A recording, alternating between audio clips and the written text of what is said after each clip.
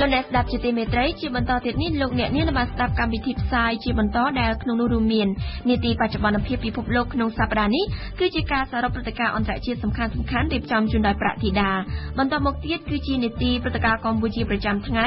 ឯមាសលើកឡើងអំពីជនជាតិដើមភាគតិចធ្វើខ្មែរបានតិច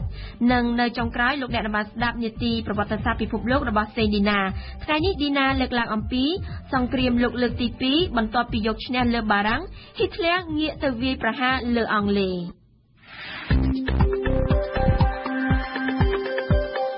បច្ចុប្បន្នភាពពិភពលោកក្នុងសប្តាហ៍នេះ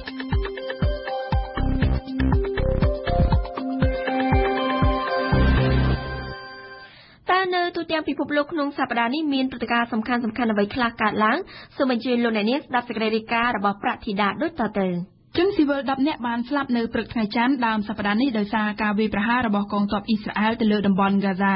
ក្រុមគ្រូពេទ្យបាននិយាយថាអ្នកស្លាប់នៅព្រឹកនេះបានធ្វើឲ្យចំនួនអ្នកស្លាប់ប៉ាឡេស្ទីនក្នុងរយៈពេល4សប្តាហ៍ក្រោយការវាយប្រហាររវាងអ៊ីស្រាអែលនិងក្រុមហាម៉ាស់ប៉ាឡេស្ទីនបានកើនដល់1822នាក់ហើយនៅព្រឹកថ្ងៃច័ន្ទអ៊ីស្រាអែលបានប្រកាសបទឈប់បាញ់រយៈពេល7ម៉ោងនៅលើតំបន់ហ្គាហ្សានិយាយអំពីមេរោគអេបូឡាប្រធានាធិបតីអាមេរិកលោកបារ៉ាក់អូបាម៉ានឹងស្វាគមន៍មេដឹកនាំមកពីអាហ្វ្រិកដើម្បីបើកកិច្ចប្រជុំកំពូលមួយដែលមិនធ្លាប់មានពីមុននៅក្នុងទីក្រុងវ៉ាស៊ីនតោននៅថ្ងៃច័ន្ទខណៈដែលទ្វីបអាហ្វ្រិកកំពុងតែញាំញីដោយមេរោគអេបូឡាកិច្ចប្រជុំនេះនឹងមានរយៈពេល3ថ្ងៃហើយប្រធានបទទាក់ទងទៅនឹងបញ្ហាសុខាភិបាលកិច្ចការសន្តិសុខសេដ្ឋកិច្ចនិងទំនាក់ទំនងអាមេរិកអាហ្វ្រិកត្រូវបានគេរំពឹងថានឹងលើកយកមកពិភាក្សានៅក្នុងកិច្ចប្រជុំកំពូលនេះ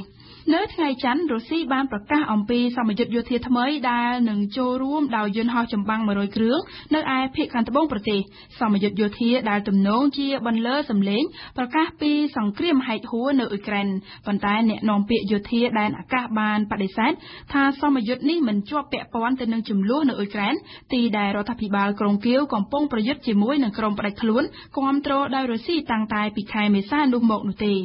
ជាថ្មីម្ដងទៀតអ៊ីស្រាអែលនិងក្រុមអ៊ីស្លាមហាម៉ាស់ប៉ាឡេស្ទីនបានព្រមព្រៀងធ្វើបទឈប់បាញ់មនុស្សធម៌រយៈពេល72ម៉ោងជាបទឈប់បាញ់មនុស្សធម៌ដែលបានចាប់ផ្ដើមនៅថ្ងៃអង្គារបន្ទាប់ពីអន្តរជាតិបានដំឡើងសម្លេងទាមទារកាន់តែខ្លាំងឲ្យមានបទឈប់បាញ់រវាងភាគីទាំងពីរដែលបានបង្ហូរឈាមគ្នាអស់រយៈពេលជាច្រើនថ្ងៃមកហើយនៅក្នុងតំបន់ហ្គាហ្សាងាកមកនិយាយអំពីវិបត្តិនៅអ៊ុយក្រែនវិញកងទ័ពអ៊ុយក្រែនបានត្រៀមបើកប្រតិបត្តិការទ្រង់ទ្រាយធំនៅថ្ងៃអង្គារដើម្បីវាយចូលកាន់កាប់មូលដ្ឋានធំរបស់ក្រុមឧទាមផ្ដាច់ទឹកដីអ៊ុយក្រែនបាននិយាយថាកងកម្លាំងរបស់ខ្លួនបានចូលទៅគៀកនឹងមូលដ្ឋានដែលកាន់កាប់ដោយក្រុមឧទាមនៅក្នុងទីក្រុងដូនេតហើ